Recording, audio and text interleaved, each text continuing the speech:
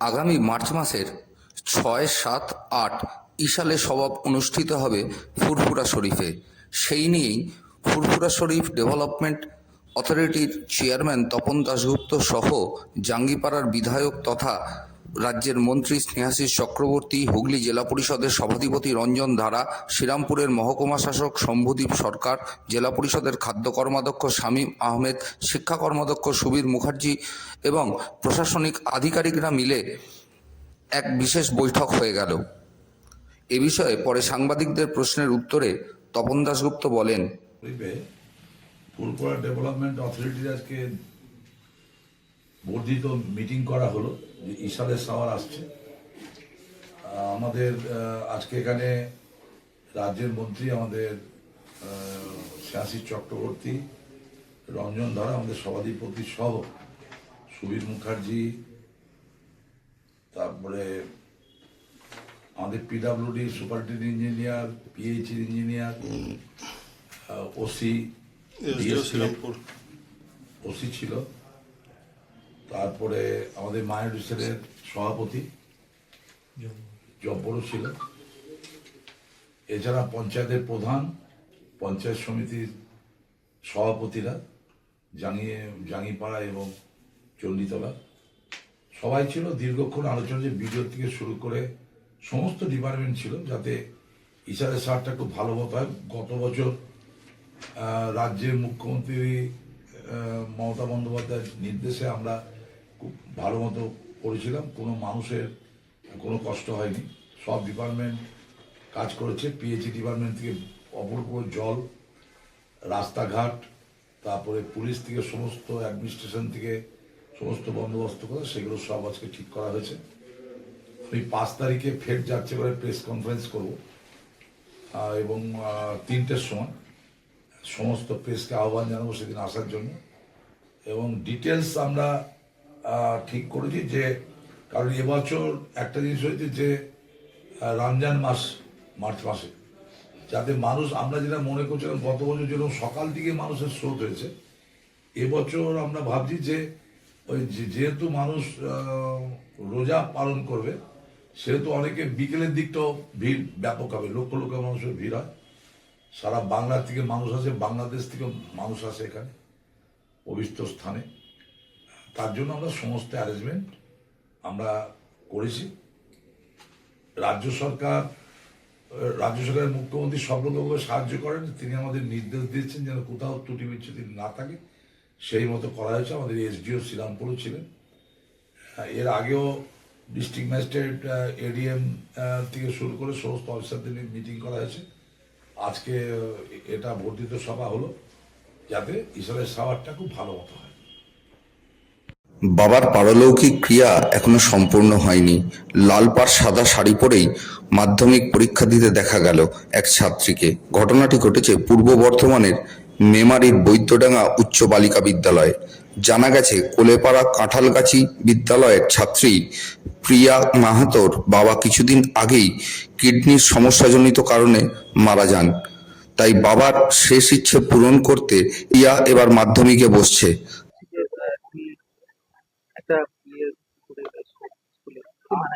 বাবা আজকে নিয়ে 11 দিন হচ্ছে।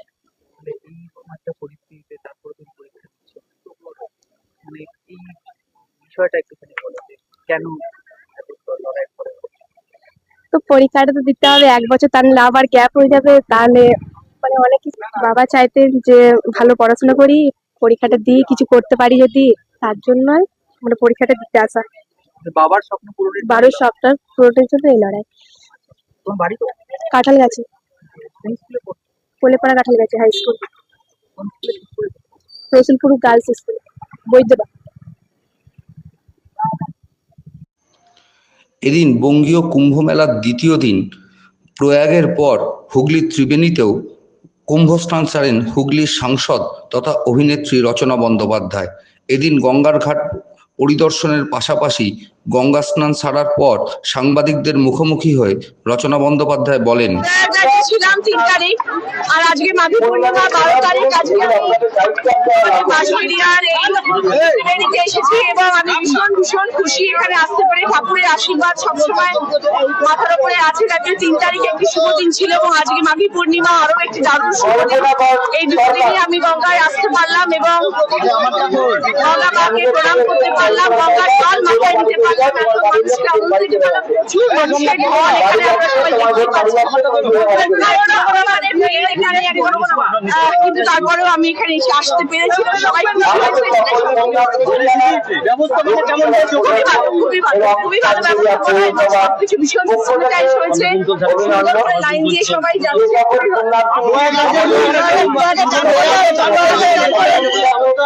ভালো রয়েছে। আমার প্রয়োগটা জীবনে অসুবিধা হয়নি সেটা নিয়ে আমি বলছি এবং আমার কোনো ব্যবস্থা করার জন্য কিছু খারাপ হয়নি সেখানে।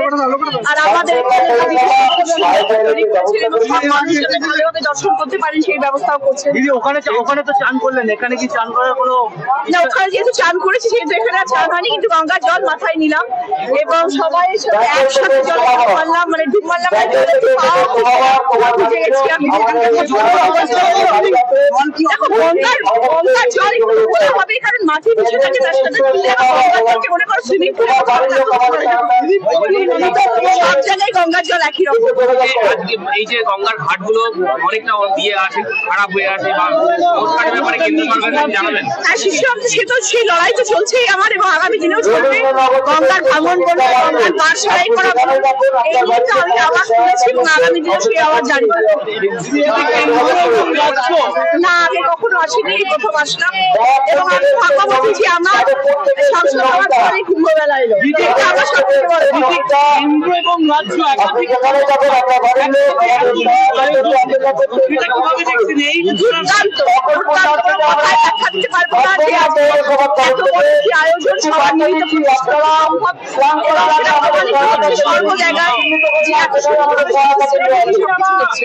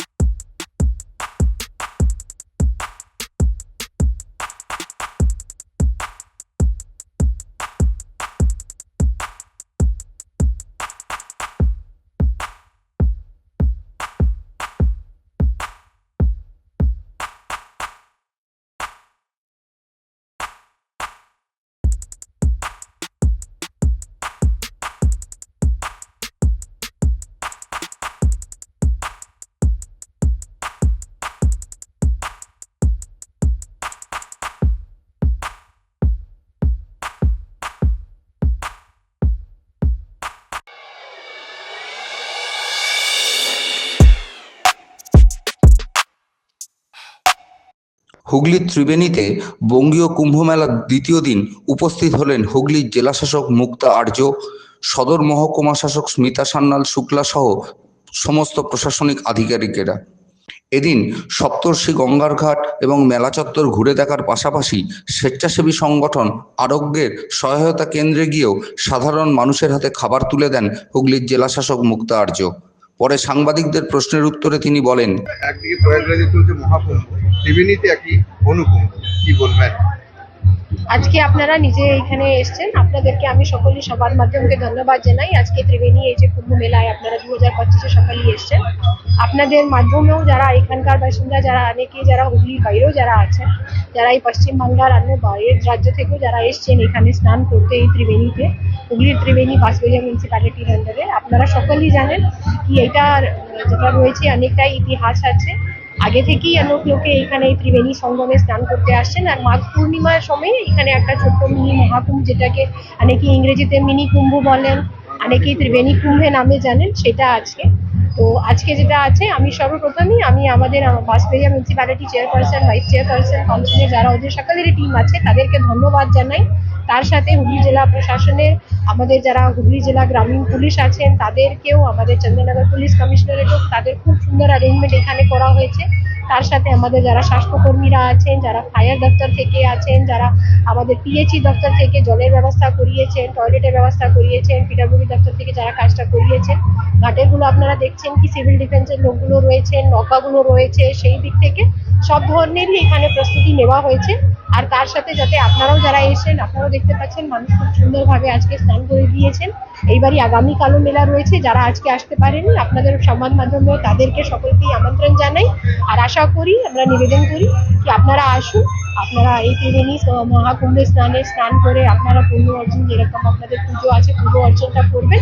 আমাদের পক্ষ থেকে, জেলা প্রশাসনের পক্ষ থেকে, পুলিশ প্রশাসনের পক্ষ থেকে, মিউনিসিপ্যালিটি পৌর প্রশাসনের পক্ষ থেকে সকলকেই সাদর আমন্ত্রণ। আর আপনাদের সেবার জন্য সকলেই এখানে তৎপর রয়েছেন, আপনাদেরকে সকলকে সাদর নিমন্ত্রণ আবার। আর যারা এখানে এসছেন, যারা চলে গিয়েছেন, তাদেরকে আমাদের অনেকই শুভেচ্ছা, অভিনন্দন। ঠাকুর আপনারা যে মনোকামনা নিয়ে, যে আশাটা নিয়ে এই কুম্ভে স্নান করিয়েছেন, আপনারা এই মনোকামনাটা পূর্ণময়ী মাঘী পূর্ণিমা আমাদের ভারত সেবাশ্রম সংঘের প্রতিষ্ঠাতা দ্রোণাচার্য শ্রীমৎ স্বামী প্রণবানন্দজি মহারাজের শুভ আবির্ভাব। আজকের তার 130তম জন্মবার্ষিকী। কি কি অনুষ্ঠান হচ্ছে আজকে তার জন্মতিথি উপলক্ষে বৈদিক শান্তি যজ্ঞ এবং গুরুদেবের বিশেষ পূজা আরতি, অতিথি নারায়ণ সেবা।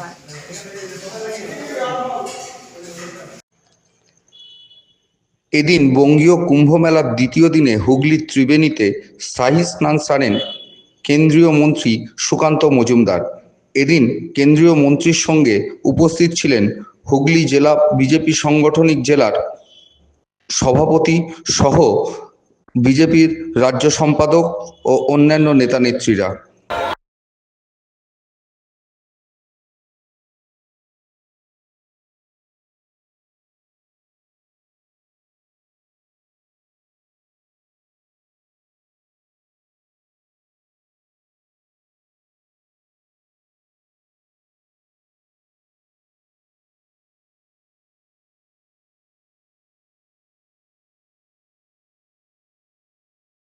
যে কুম্ভ, সেই কুম্ভ আবার পুনর্জাগরিত হয়েছে, কারণ 700 বছর এই কুম্ভ বন্ধ ছিল।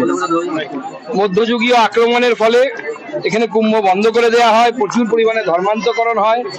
তারপরেও 700 বছর মানুষ ভুলেছিল এই কুম্ভকে। আজকে এই ত্রিবেণীর পবিত্র সঙ্গমে আমরা স্নান করে, আমি স্নান করে এবং আমার সাথে আমার জেলা সভাপতি, রাজ্যের সম্পাদক এবং অন্যান্য নেতৃত্ব জেলার, তারা সকলে এখানে উপস্থিত আছেন এবং সবাই একত্রে স্নান করলাম। শুধু তাই নয়, গত 9 তারিখে আমি প্রয়াগরাজ মহাকুম্ভে স্নান করে ওখান থেকে পবিত্র জল নিয়ে এসেছিলাম, সঙ্গমের সেই পবিত্র জল। আজকে সেই পবিত্র জল এই কুম্ভে আমি মিশিয়ে দিলাম, অর্থাৎ এই বাংলার কুম্ভে মিশিয়ে দিলাম। এইভাবেই যুগ যুগান্তর ধরে, হাজার হাজার বছর ধরে ভারতবর্ষ এক থেকেছে। গঙ্গা, যমুনা, গোদাবরী সমস্ত নদীর মাধ্যমে গোটা ভারতবর্ষকে এক রাখার যে চেষ্টা আমাদের পুজোর মন্ত্রে পর্যন্ত প্রতিফলিত হয়, সেইটাই আবার জাগরণ ঘটেছে। যেমন কুম্ভে কোটি কোটি লোক গেছে, আজকে কয়েক লক্ষ মানুষ গত কয়েকদিন ধরে এখানে স্নান করছে, পবিত্র মা গঙ্গার মধ্যে অবগাহন করছে। এবং বাংলাতে আবার বাংলার যে সংস্কৃতি, বাংলার সংস্কৃতি তার পুনর্জাগরণ ঘটেছে। তাকে হিন্দুত্ব বলুন বা অন্য কোনো নাম বলুন, কারণ হিন্দুত্ব এই শব্দ একজন বাঙালির দেয়া। অনেকেই হয়তো জানেন না যে বীর সাভারকর প্রথম হিন্দুত্ব শব্দ ব্যবহার করেননি, হি পপুলারাইজড ইট।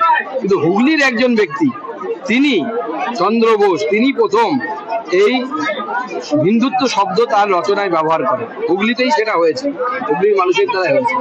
তাই আমার মনে হয় সেই হিন্দুত্বের এখন জাগরণ।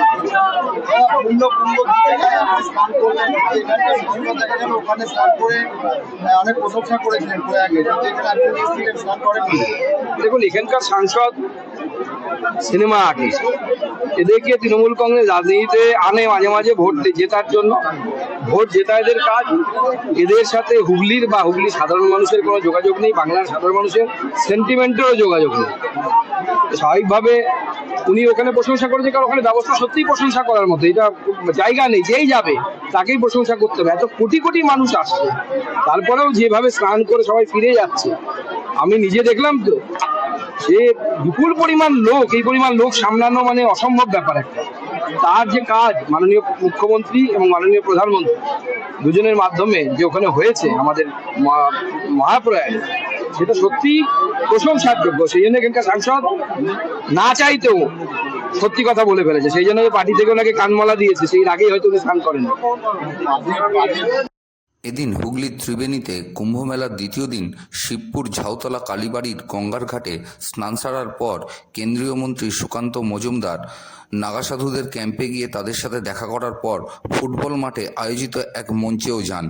এরপর সাংবাদিকদের মুখোমুখি হয়ে তিনি বলেন, বরাদ্দ বাড়ানো হচ্ছে, ঘোষণা হয়েছে বাজেটে। সে দেবে কত থেকে, সেটা সবার আগে সেটা তো বলুন। এপ্রিল থেকে শুরু হবে এবং তারপরে দেখতে পাবেন এখনো কেন্দ্র সরকারের থাকে কত পার্সেন্ট পার্থক্য হয়ে গেল।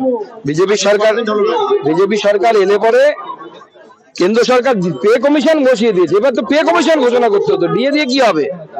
দিয়ে তো কেন্দ্র সরকারের হারে দিয়ে পে কমিশন ঘোষণা করে দিতে হতো মুখ্যমন্ত্রী। সেটা করেননি, ভোটের জন্য এটা করেছে। 4% দিয়েছে, 4% ভিক্ষে দিয়ে কোনো রকম ম্যানেজ করার চেষ্টা করছে। বিজেপি সরকার এলে পশ্চিমবঙ্গের সরকারি কর্মচারীরা কেন্দ্রীয় হারে দিয়ে পাবে। 4% 5%-এর গল্পে আমি যাচ্ছি না, কেন্দ্রীয় হারে দিয়ে দেবে। গল্প দিচ্ছে, মিথ্যে কথা বলছে মুখ্যমন্ত্রী। মিথ্যে, এর আগে বহু মিথ্যে কথা বলেছে, নতুন তো কিছু না। এর আগে এত বছর ধরে যদি 2 বছরে কমপ্লিট করতে পারতো তো 12 বছরে পারতো না। আশা অঙ্গনওয়াড়ি কর্মীদের জন্য 200 কোটি টাকা বরাদ্দ হয়েছে মোবাইল কেনার জন্য। এটা সম্পূর্ণভাবে মুখ্যমন্ত্রী ছেপে দেওয়া টাকা। কেন্দ্র সরকার টাকা পাঠিয়েছে, এটা কেন্দ্রের টাকা, মুখ্যমন্ত্রী কোনো টাকা নেই। আমরা কেস করবো ভাবছিলাম, যে ঘোষণা করে দিয়েছেন কেসের হাত থেকে বাঁচলো। আমরা মামলা করবো ভেবেছিলাম, যে বহুদিন আগে কেন্দ্র সরকারের তরফ থেকে টাকা পাঠানো হয়েছে মহিলা এই যারা অঙ্গনারী এবং আশা কর্মী তাদের মোবাইল দেওয়ার জন্য। ভারতবর্ষের সব রাজ্যে অঙ্গনারী কর্মীরা মোবাইল ইউজ করে। আপনাদেরকে আমি বলছি, মুখ্যমন্ত্রীকে আপনারা জিজ্ঞেস করুন, অন্য সব রাজ্যে করে। উনি তো বলেন এগিয়ে বাংলা, তো পিছিয়ে বাংলা হলো। এগিয়ে কোথায় হলো? বাংলার বাড়ি প্রকল্পের জন্য 9600 কোটি টাকা বরাদ্দ। দেখুন, এই বাংলার বাড়ি প্রকল্পের মাধ্যমে তৃণমূল কংগ্রেসের কর্মীদেরকে, হারমাতদেরকে বাড়ি দেওয়া হবে। এই তো বাজেট, আর কিছু না। আর এরপরে মোদিজির কাছে গিয়ে বলবেন যে আমাকে বাড়ির টাকা দেয়া হোক, বাংলার বাড়ি নামে চালিয়ে দেবেন, ওই টাকা নেই না হয় পরে একটু মুছে একটু আবাস যোজনা লিখে দেবেন। এর আগেও যেরকম করেছে। এই বাজেট কি সম্পূর্ণ ভাওতা? এই বাজেট ভাওতা এবং নির্বাচনকে সামনে রেখে কিছু মিথ্যে কথার ফুলঝুরি ছাড়া কিছু নাই। বাজেট কেমন হয়, কেন্দ্রীয় বাজেটটা দেখুন, দেখলে পরে বুঝতে পারবেন সুস্পষ্ট। শিল্প কোথায়, শিল্পের জন্য কি প্ল্যানিং? আপনার বাড়ির ছেলেটার কর্মসংস্থান কিভাবে হবে? আমার মেয়ে বড় হচ্ছে, আগামী দিনে সেই সরকারি চাকরি যদি না পায়, সে যে প্রাইভেট সেক্টরে কাজ করবে, কোথা থেকে চাকরি পাবে যদি শিল্প না হয়? বিজেপি বিধায়করা এটা নিয়ে সরব হয়েছে, চাকরি চাকরি দরকার, তো শিল্প দরকার, শিল্প নেই। ধন্যবাদ, বাকিটা পরে।